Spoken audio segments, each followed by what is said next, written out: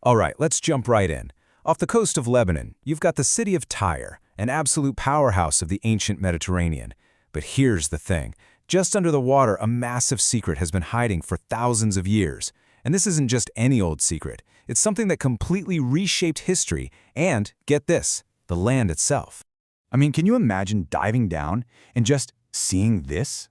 That's not a reef, not even close. We're talking about huge, deliberately placed limestone blocks that make up this gigantic wall just sitting on the ocean floor. It's kind of eerie, right? A silent monument from a lost world. The sheer scale of it is just mind-boggling. For decades, archaeologists have dreamed of finding it. So, the big question driving our whole story today is this submerged giant the legendary lost harbor of ancient Tyre?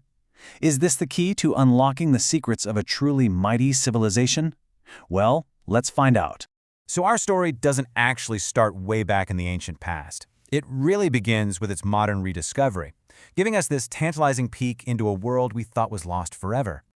The scale of what we're talking about here is just immense.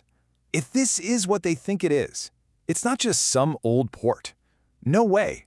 This could be the biggest man-made harbor from the Iron Age ever found in the Mediterranean, and maybe even the oldest Phoenician harbor we know of. Finding this would literally rewrite the history books. But, before we can really get our heads around why the harbor is so important, we have to understand the city it belonged to. A city that was, for hundreds of years, the undisputed queen of the seas. Just look at its location. Tyre was the beating heart of the Phoenician world. And the Phoenicians, well, they were master sailors, the greatest merchants of their day. And right from this spot, they projected their power, their culture, and their business across the entire Mediterranean. So what made Tyre such a big deal? First off, it was an island fortress, sitting a good half a kilometer or so offshore, a perfect natural defense. It was run by legendary kings like Hiram, who built up the city and its ports. It completely dominated trade, but its real claim to fame, its signature product, was this incredibly precious purple dye. And to give you an idea of just how ridiculously valuable this dye was, get this. A single gram of pure Tyrian purple was worth the same as 20 grams of gold. It was the absolute ultimate luxury good back then, and Tyre, they had the market cornered. With all that wealth and its island defenses, Tyre seemed invincible. It survived sieges that broke other great cities, but history was about to take a sharp turn because a new, ambitious conqueror was on his way, and he wasn't about to let a little water get in his way. And this brings us to the single most dramatic event in Tyre's long history, an act of military engineering so bold that it would permanently, and I mean permanently, change the map of the world. Well, Tyre refused to surrender to Alexander the Great. So what does he do? He decides to do something that sounds completely insane. He's going to march his army across the sea. For 7 straight months, his soldiers built a causeway, a land bridge, hauling stone, hauling timber, all while under fire from the city, just to get to those walls. And here is the result. On the left, you see Tyre how it used to be, an island. On the right, Tyre as it is today, a peninsula.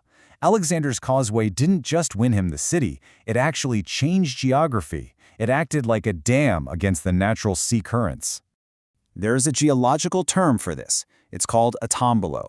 Alexander's man-made bridge was like a barrier. It trapped all the sand that was naturally drifting along the coast. And over the centuries, nature just built and built on his foundation, turning an island into a permanent part of the mainland.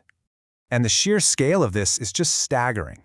Geologists figure that over the last 2,300 years, something like 10 million cubic meters of sand has piled up to create this land bridge. It's wild, a conqueror's ambition supercharged by the power of the ocean. So with the city's geography changed so drastically, its old northern harbor was eventually swallowed by the sea and just faded from memory. But not forever. The rediscovery was a slow burn. It all started with a really tantalizing clue back in the 1930s. Then interest picked up again in the 60s. The huge breakthrough finally came in 2001, when they confirmed a man-made structure was down there, and it all led to the first real map in 2013. Okay, so this is the very first hint. Back in the 30s, this pioneer of aerial archaeology, a guy named Antoine Poidebard, was flying over Tyre, and his camera caught this faint geometric shape under the water. It wasn't proof, but it was like seeing a ghost, a suggestion that something big was hiding down there. Now, let's fast forward to our century. Archaeologists like Ibrahim Nuruddin, who was inspired by the legendary marine archaeologist Honor Frost, finally had the right tools for the job. Using things like side-scan sonar to basically paint a digital picture of the seabed, they started the very difficult work of mapping what Poidebard had only glimpsed from the air. And here is the incredible result. The 2013 survey gave us the first detailed map of the structure. Think of it like a 3D contour map of the seafloor. You can clearly see these two parallel walls and the end of a massive jetty or breakwater. After all those centuries, the Lost Harbor was officially back on the map. But you know, finding something this important is really only half the battle. This incredible piece of world history, almost as soon as it's been rediscovered, is now facing a brand new, very urgent threat. And the threat isn't from the sea or from shifting sands. No, it's from us. This priceless site is being actively damaged, and we are in a real race against time to protect it. So here's the problem. The harbor is in really shallow water, sometimes just a few meters deep. You can get to it easily from the shore or with a small boat. And that accessibility is exactly what makes it so vulnerable to looters who are hunting for ancient artifacts. And this is the really critical part, and I'm going to quote directly from the archaeologists' report here.